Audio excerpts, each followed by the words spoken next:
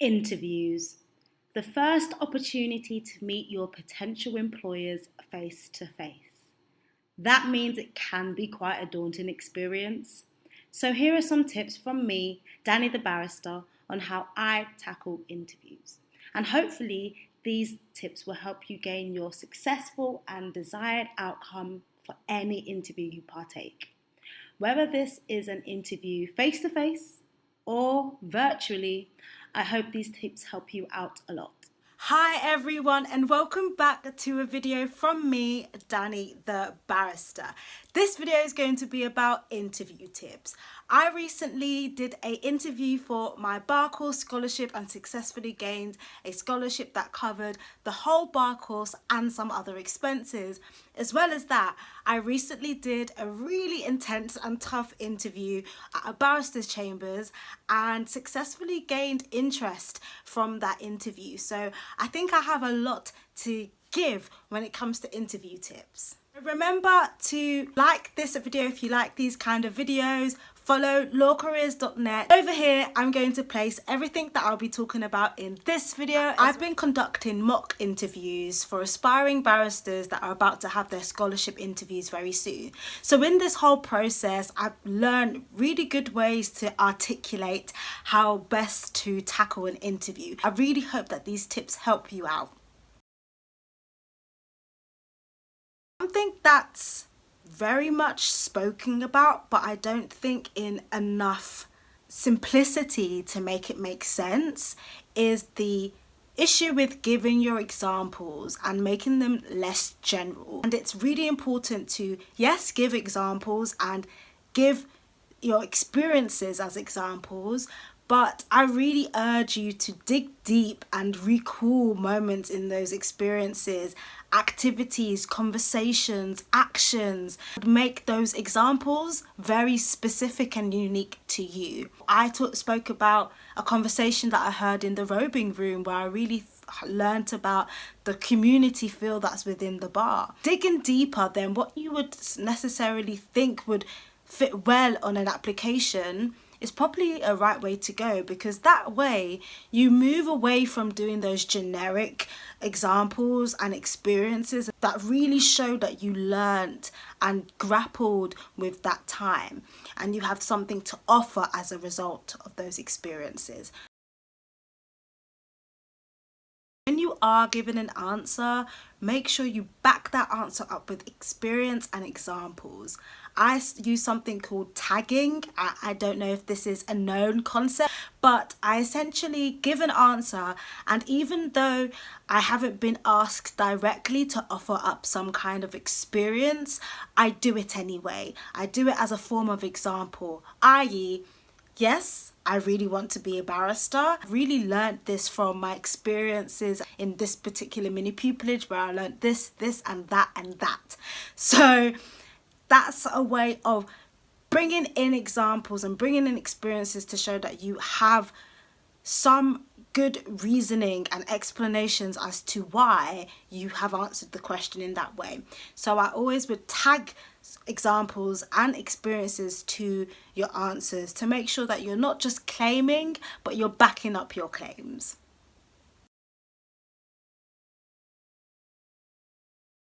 This is a pointer that I actually think is so important for any interview, but specifically important for people that want to be lawyers, is command your interview. Take control.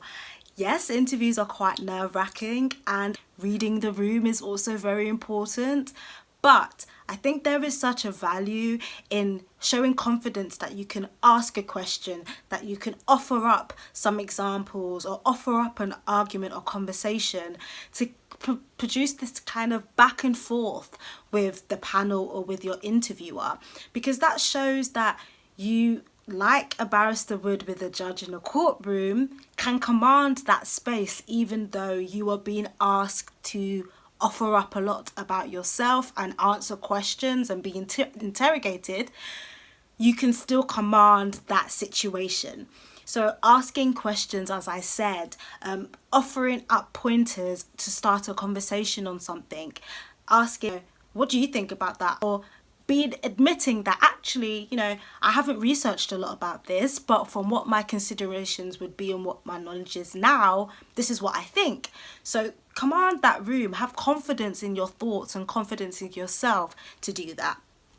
As I was editing this video, I realised that there was one more tip that I actually didn't mention, and this is about being honest in your interviews. Sometimes you will be asked questions about things that you may not know, and I always believe that it's more beneficial to be clear and honest about the level of understanding you have, and then show that you can still offer up a good conversation or a good argument despite the level of knowledge you may have. This is something I've spoken about in previous videos, but pinpoint some personal experiences that maybe you didn't put on your application, but show the qualities that they're looking for in their applicants. So whether it's a time where you were an advocate for someone that you know or for yourself, whether it's a time where you had to really show personal resilience in a situation, maybe with a friend, and you had to really judge that relationship and manage that relationship in a certain way. Pinpoint personal experiences where you also showed the attributes that they're looking for, because I think that's also a thing that brings you that shine or that spark or that uniqueness. If you can tell them a story that goes beyond just your generic experiences of legal and non-legal, and again, these are the things that they may remember and think, oh wow, no, this actually for them, it goes beyond just their work, it's intrinsic to who they are. So I think that's a very important pointer when it comes to interviews. Really consider personal experiences where you can tell or show those attributes that they're looking for. And read the room, what is required or what is appropriate to speak about and state in certain interviews. So you will be the judge of whether, given that a personal experience is something that will be to your benefit or not.